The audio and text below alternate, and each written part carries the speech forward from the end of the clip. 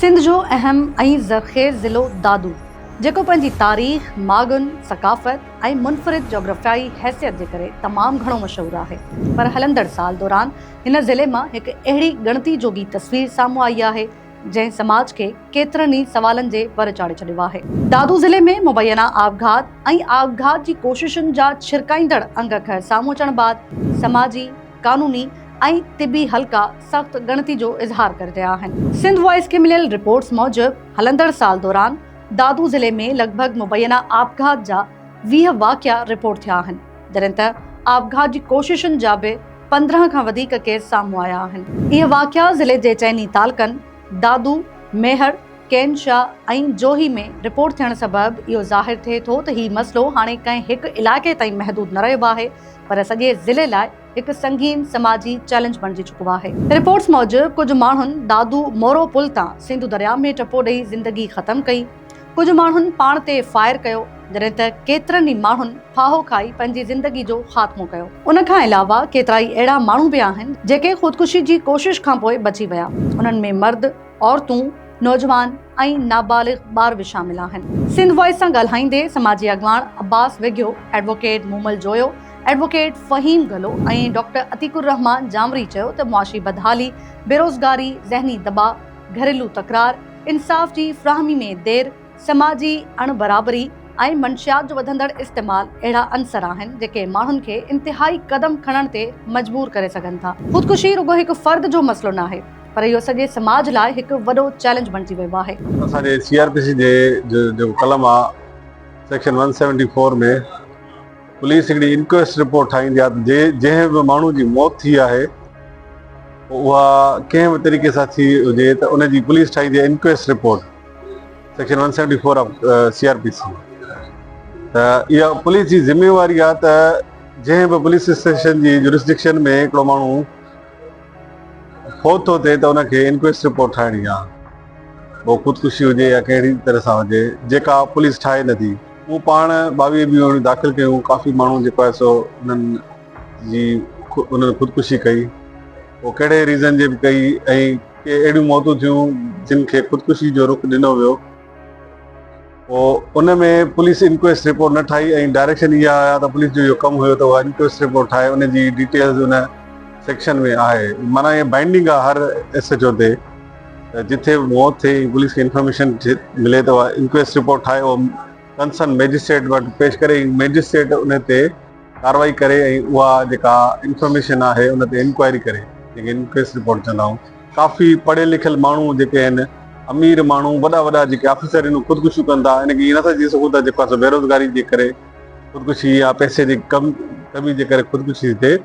ख़ुदकुशी जो रीज़न एहसास कमतरी बि थी सघे थी। ॿियो त असां वटि अहिड़ो को इंस्टीट्यूट, अहिड़ो को इदारो, अहिड़ो को ट्रेनिंग इंस्टीट्यूट न आहे जो माण्हुनि जी जेको आहे सो मेंटल डेवलपमेंट ते वर्क करे, माण्हुनि में जेको आहे सो ज़हनी सोजागी पैदा करे।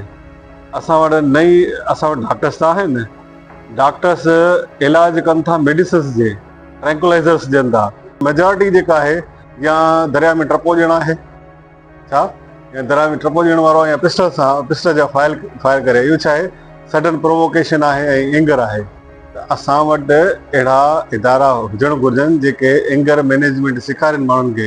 हींअर एंगर मैनेजमेंट जा घणा काज़ेज आहिनि, घणा आहिनि। जीअं असां वटि वधि जेको आहे सो गरम माहौल आहे, जिन करे कावड़ वधे थी, लोड शेडिंग, हद खां वधीक लोड शेडिंग, 18 कलाक लोड शेडिंग हूंदी, कावड़ घर में झेड़ा आहिनि, माण्हू खे कवर थिए थी। त जेको ख़ुदि ते ज़ब्त करणु, इमोशनल इंटेलिजेंस जहिड़ियूं शयूं आहिनि, इहे शयूं जेसि ताईं असां न सिखंदासीं त सिर्फ़ु ट्रैंकुलाइज़र ॾियण जे लाइ या निंड जी गोरी ॾियण जे लाइ जेके असांजा डॉक्टर्स आहिनि, ज़ाहिर आहे डॉक्टर्स त उहो पंहिंजो फ़ाइदो ॾिसंदा, त इहो हल न आहे। हल आहे एंगर मैनेजमेंट ट्रेनिंग कोर्सिस जो, साइकोलॉजिकल स्ट्रेस जी ट्रेनिंग कोर्सिस जो। तॾहिं वञी जेको आहे सो माण्हू इहा जेको रेशो आहे सुसाइड जो घटि थींदो। अॻे अहिड़ो रुझान कोन हो। हींअर ॾींहं ॾींहं सिंध जे लेवल ते, थरपारकर जे लेवल ते त थींदियूं, पर हींअर दादू बि टॉप ते पियो वञे, जंहिंजा घणा सबब जेका आहिनि। हिकिड़ो बेरोज़गारी आहे, गुरबत आहे, इंसाफ़ जो न मिलणु आहे। इन्हनि शयुनि खे तव्हां चौधारी ॾिसंदो त माण्हू इंसाफ़ मां मायूस थी चुका आहिनि। जंहिंजे करे ॾींहों ॾींहों हर लेवल ते क़त्ल आम जारी आहे। जेको हीउ बि जेको ख़ुदकशी आहे इहो बि हिकिड़ो क़त्ल आहे। किथां न किथां इंसान मायूस थिए थो ऐं उनखे का टार्चर मिले थो, को इंसाफ़ नथो मिले, के घरेलू मसइला आहिनि, का गुरबत आहे, का बुख बदाली आहे, या जेके बि मैटर्स उनजा गॾजनि था, पोइ उन्हनि खे फेस जॾहिं नथो करे सघे त पोइ इन तरफ़ उनजो रुझान वञे थो त मां हाणे ॿियो को हल नज़र कोन थो अचे, हाणे ख़ुदकशी कयां। उन जे लाइ असांखे वॾे मां वॾो त फुक़दान तइलीम जो आहे। जेका तइलीम अॻे हूंदी हुई उहा तइलीम जो नालो वधियो आहे त तइलीम बहितर वञे पई, पर असां वटि तइलीम एतिरी महांगी थी चुकी आहे त माण्हू तइलीम वठी कोन था सघनि। ॿारनि खे सुठे तरीक़े सां परवरिश थी कान थी सघे। ॿियो नशे जो जेको आम थियणु आहे, नशो आइस वग़ैरह हले थो, या जेके बि हींअर तव्हां दुकाननि ते या शहरनि में जीअं आम शयूं मिलंदियूं आहिनि न, जीअं बाज़ार में दुकाननि ते मिलंदियूं आहिनि, हीउ 2-3 ॾींहं शो हलियो त मनशात वग़ैरह ख़तमु थिए थी ॿियो टियों। पर इहो बि को सिस्टम हुयो हिन जंहिंजे करे को हिननि 2-3 ॾींहं कयो, पर मुस्तक़िल तरीक़े सां इहे शयूं आम आहिनि। शराब आम आहे, शराब जा दुकान खुलिया पिया आहिनि, नौजवान नसुल आहे उनखे शराब ते लही थो पए, पोइ उन्हनि वालदेन पुॼी कोन था सघनि, मां गैल रेडी वॾी आहे, उहे चवनि था नौजवान चवनि था असांखे डेली जे हिसाब सां ख़र्चु खपे, ज़ेड खाइनि था, हुननि जा ज़हन ख़ुश्क थी था वञनि, आइस पीअनि था, कनि था, उन तरफ़ लाड़ो वञे थो। हा ठीकु आहे। ॿियो वरी असांजे ज़िले में तव्हां ॾिसंदो का बि इंडस्ट्री, का बि फैक्ट्री, को बि कारोबार वग़ैरह जो तरीक़ेकार को बि कोन्हे। जेके बि नौजवान जेके जाबलेस आहिनि उहे काॾे वञनि, पोइ होटलनि ते वञनि था, गेम खेॾनि था, ऐं उन्हनि जाइनि ते अहिड़ियूं जेके पबजी गेमूं या जेके बि इज़ाफ़ी जेके इंसान सां जे लाइ नुक़सानकार शयूं आहिनि उन तरफ़ रुझान वञे थो, माइल थियनि था। उन्हनि खे सुठे तरीक़े सां ट्रेनिंग नथी ॾिनी वञे, सेंटर कोन आहिनि, रोज़गार जा वसाइल कोन आहिनि, मंशात आम आहे, ऐं मायूसी ख़ासि तरह सां जेका माण्हुनि में पैदा थी आहे। अल्लाह हर शइ में मौजूदु आहे। जीअं त औरतुनि में बहुत सारी जेके इशूज़ थियनि था उहे घर जे अंदरि प्रेशराइज़ थियनि था, जेके हुननि सां घर में डोमेस्टिक वायलेंस थियनि था, ख़ासि करे मुड़ुसुनि जा तशदुद, या वरी ख़ानदान जो जेको हिकिड़ो हूंदो आहे त मां असांजी ख़ानदान जी इज़त तव्हांजे, उहे बि छोकिरियूं अक्सर बर्दाश्त कनि, या वरी ईअं थींदो आहे जो कंहिं एवज़ जे वर चढ़ी वेंदियूं आहिनि, पोइ उन्हनि ते जेके तशदुद थियनि था, या वरी गुरबत जो सबबु आहे।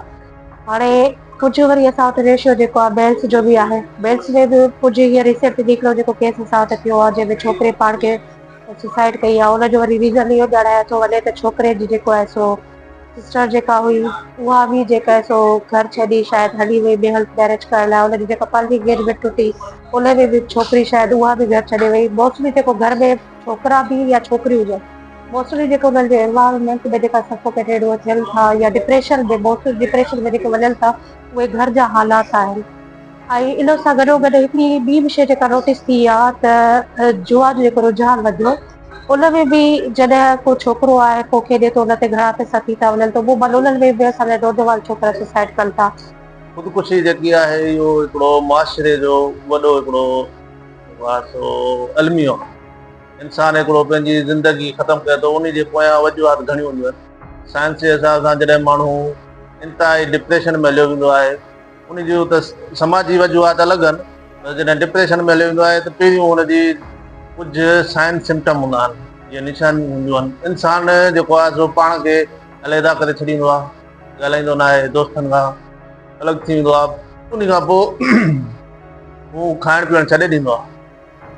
पर उन निशानियुनि खे जेके समाज आहे या दोस्त माइट उहो उन्हनि जो ख़्यालु न कंदा आहिनि, उन करे हू इंतिहाई इहो क़दम खणंदा आहिनि। सनन चवणु आहे त ज़हनी सिहत बाबति आगाही वधाइण, नौजवाननि लाइ काउंसलिंग, मंशियात जी रोकथाम, रोज़गार जा मौक़ा पैदा करणु ऐं घरेलू मसइलनि जे हल लाइ मुअसर निज़ाम जोड़णु वक़्त जी अहम ज़रूरत आहे। माहिरनि जो चवणु आहे त ही रुगो अंग अखर न पर केतिरनि ई ख़ानदाननि जे उजड़ियल ख्वाबनि में दर्दनाक कहाणियुनि जी अक्कासी कनि था। जेकॾहिं ज़हनी सिहत जूं सहूलियतूं बहितर बणायूं वञनि, ख़ानदाननि जी रहनुमाई कई वञे, नौजवाननि खे बर वक़्त नफ़सियाती सहायता फ़राहम कई वञे ऐं रियासती इदारा गॾियल हिकमत अमली इख्तियार कनि त केतिरनि ई क़ीमती जाननि खे बचाए सघिजे थो।